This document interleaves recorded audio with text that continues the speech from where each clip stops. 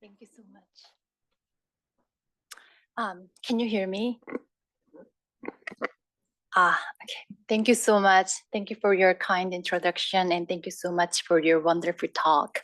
My name is Jiyeong. I'm very thankful for the opportunity of sharing our work in this very meaningful event. Today, I'm gonna talk about some of our recent work that the AI, intersection of the AI and the OCD, but in a more like a broader context of mental health diagnosis and care. So we all know, we also learned from in the beginning from Caroline about OCD in the overall, and also we know the importance of the awareness of OCD. That's why we are here hosting this event. So that's why we are gathering tonight. But not many may know the delayed diagnosis of OCD. On average, there is a 17-year delay between the symptom onset and the treatment initiation, which is affecting the long-term health outcomes and treatment responses and symptom severity. So about more than 2 years ago, in the earlier era of all these large language model booming, we had this question of then could these new types of AI help doctors diagnose OCD faster than the 17-year delay? So we evaluated 3 large language models, including ChatGPT-4 and Gemini Pro and Llama 3, the leading 3 models at the moment. And we used clinical vignettes of OCD, the 8 different types of OCD cases, which were previously used to evaluate 5 different groups of healthcare professionals and mental health professionals.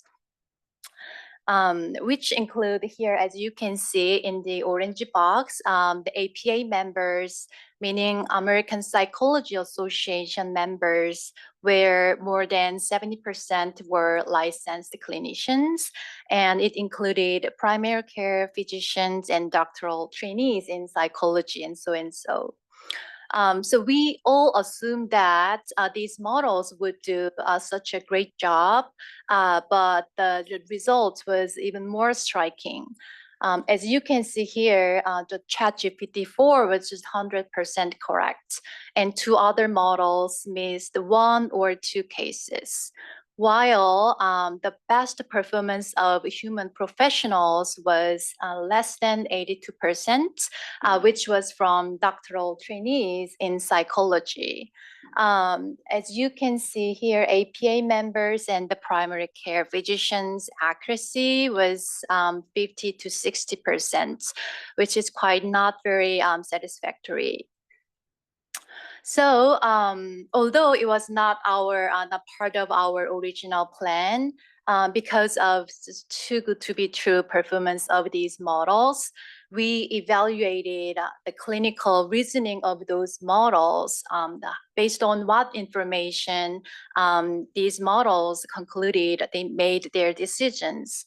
And 2 independent, highly experienced psychiatrists, more like OCD specialist, evaluated the reasoning that these models provided. And we found that those reasonings were so correct and even comprehensive. So what these all results mean for mental health care, based on our observation, very strong diagnostic accuracy, and the very comprehensive clinical reasoning, we thought that, oh, maybe these new type of AI could serve as a powerful diagnostic supporting tool. Perhaps the clinicians with less experience, let's say residents or primary care physicians who may not have the professional trainings in psychiatry. So at the same time, we also wanted to acknowledge some of the limitations of that study, The first, we can say it is a vignette-based design, meaning that those clinical cases were highly likely the clinical scenarios, but those are not the actual patient cases.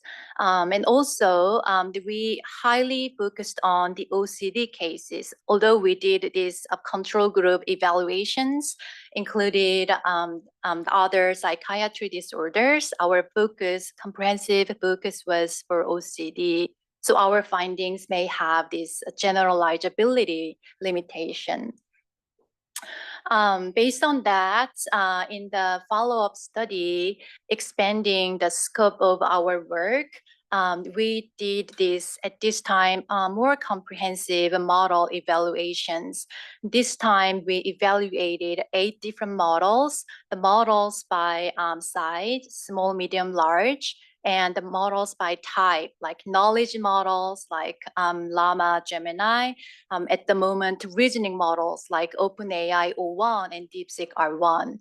And we evaluated the model's ability to detect depression or anxiety symptoms from those with chronic disease, more specifically from those with diabetes. And why those comorbid mental health matters in this chronic disease is that the individuals with diabetes, they have increased risk of developing depression. It's nearly twice more risky. And also, especially between depression and diabetes, there is a bidirectional relationship. So those with diabetes are more likely to develop depression, and depression negatively affects diabetes prognosis. So it is a vicious cycle. However, the timely detection is quite challenging because of some barriers. At the patient level, patients may not be really aware of their depression symptoms. And also, even though they knew about their symptoms, there may be a symptom underreporting because of some complicated reasons, which is not rare. At the clinician level, there is some symptom overlapping.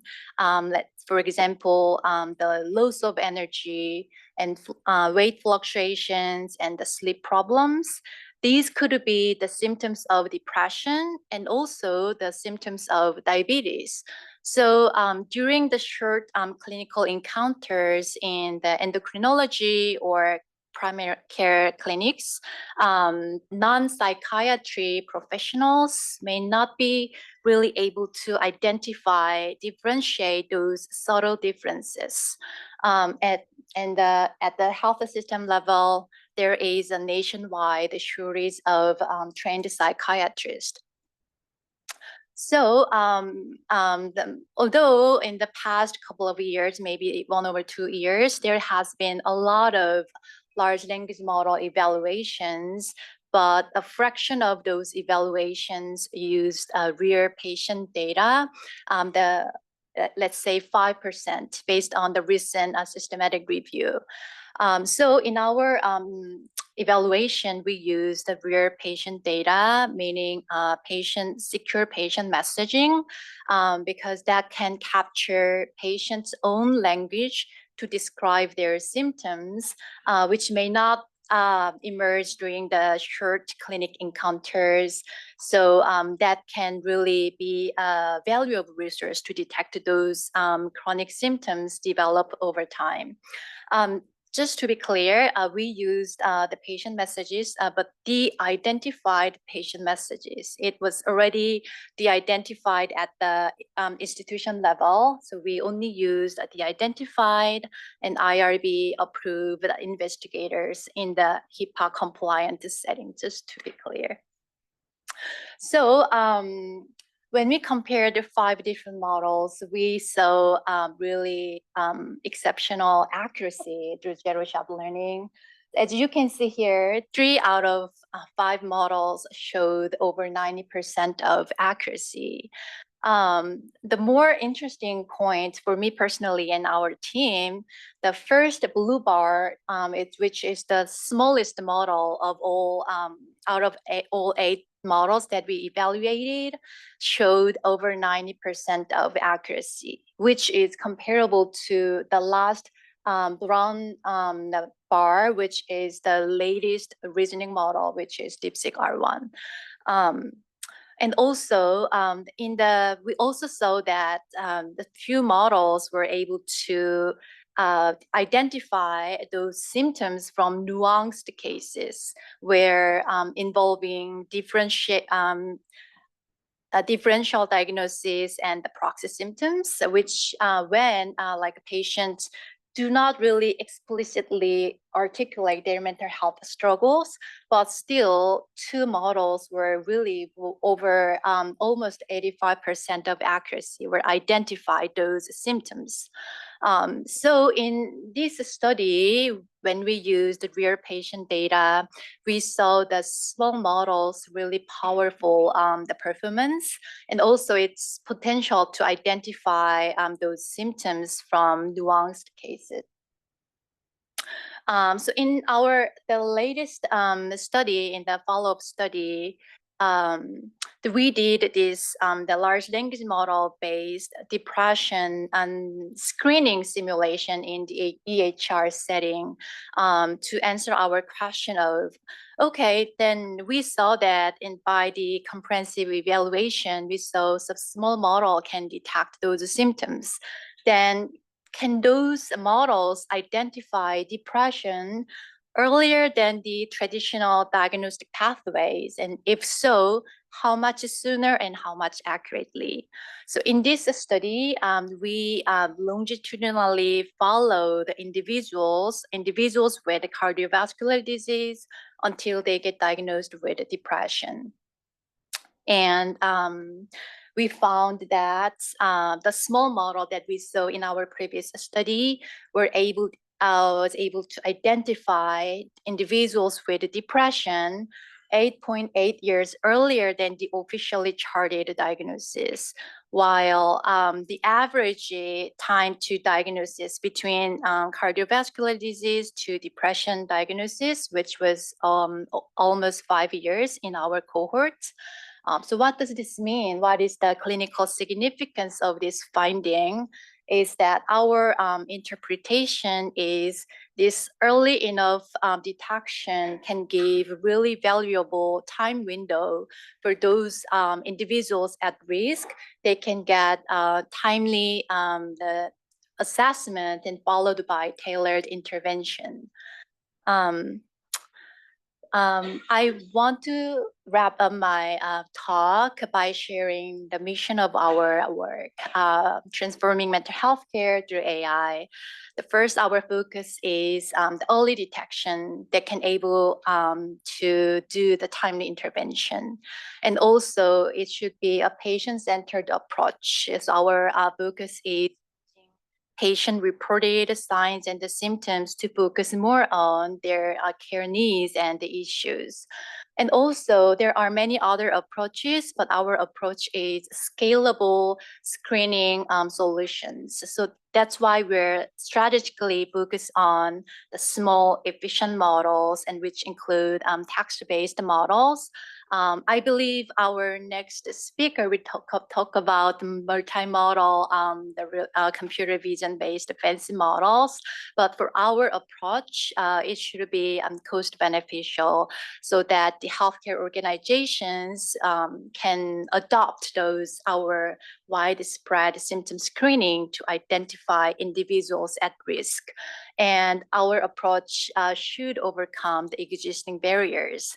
So together, we are hoping to contribute to this revolutionary mental health care as a team. This is all I have today, and thank you so much for your attention.